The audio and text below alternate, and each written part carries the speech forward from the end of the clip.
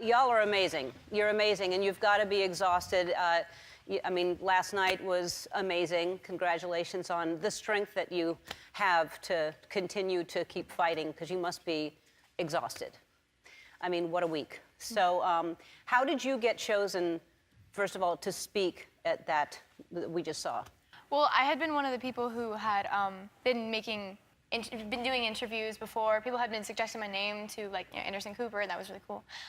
And so one of the school board women was like, hey, you've been speaking about this. You're one of the only people who's comfortable with talking about this right now. Would you mind writing a speech and doing it at the rally tomorrow? And I was like, all right. And I mean, there was a lot of emotion there, but you really handled yourself well. And you were amazing also. I mean, just incredible. And you organized the first march to Tallahassee, right? So did you, first of all, did you know, were you friends with anyone that we lost? Yeah, I used to dance with Jamie. I was on a competition team with her a few years back, and it's just really hard knowing that she's gone. And all these kids I've had in my classes for years, so we grew up with them. Scott Beagle was a good friend of mine. He was my camp counselor at Starlight and a teacher for me at Pinecrest. And one of the things we've always said about Scott Beagle was he was a friend before he was a teacher or a counselor.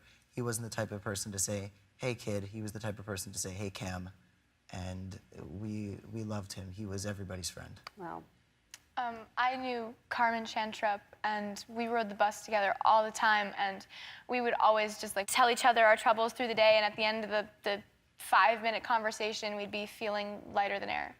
And so where were you when this happened? Where were you, first of all? I was in the auditorium, and we had already had a fire alarm earlier in the day, so a second one seemed really random, and I didn't even know that it was a real thing until somebody outside of the school texted me 40 minutes later saying, are you okay? And I was like, oh gosh, this has hit the news. This is real. Wow. And where were you? I was actually picking up my younger brother, who's in the special needs class.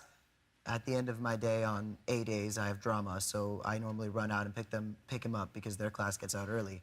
And suddenly we hear the fire alarm, and we run out, and soon enough we're in a class that we should not have been in. And 15 minutes before the shooting happened, actually, I was in the freshman building delivering carnations because it was Valentine's Day for student government. And it's really all about timing. It could have been me if I was in there 15 minutes later. Yeah. But I actually ended up in the same room as Cameron, and we were in there for 2.5 hours until we finally escaped. Yeah, and like you said, I mean, it could have been, it's timing, it could have been you, it could be anyone's kid in any school right now, which is why it's so important what y'all are doing, because I hope this is going to make a difference, that it's your voices now. It just, I mean, adults are not seeming to make a difference, so I think, you know, your voices are very powerful.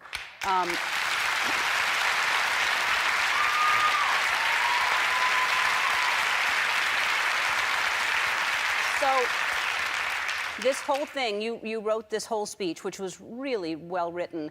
And where did this whole run of We Call BS, where'd you, because that was just brilliant. Thank you. I knew that I would get my job done properly at that rally if I got people chanting something. And I thought, We Call BS has 4 syllables, that's good, I'll use that. And I didn't want to say the actual curse words because, first of all, I knew children were going to be there, and I was like, those moms are going to boo me off stage if I even think about cursing around those children. But also, I didn't want to curse around those children. This message doesn't need to be thought of in a negative way at all. This is the most important thing right now. Yeah. So, like I said, really, really smart, because they couldn't bleep you or edit you out. They had to use it, and it's really caught on.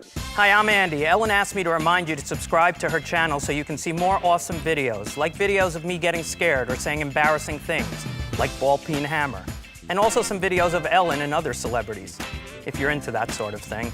Oh! God!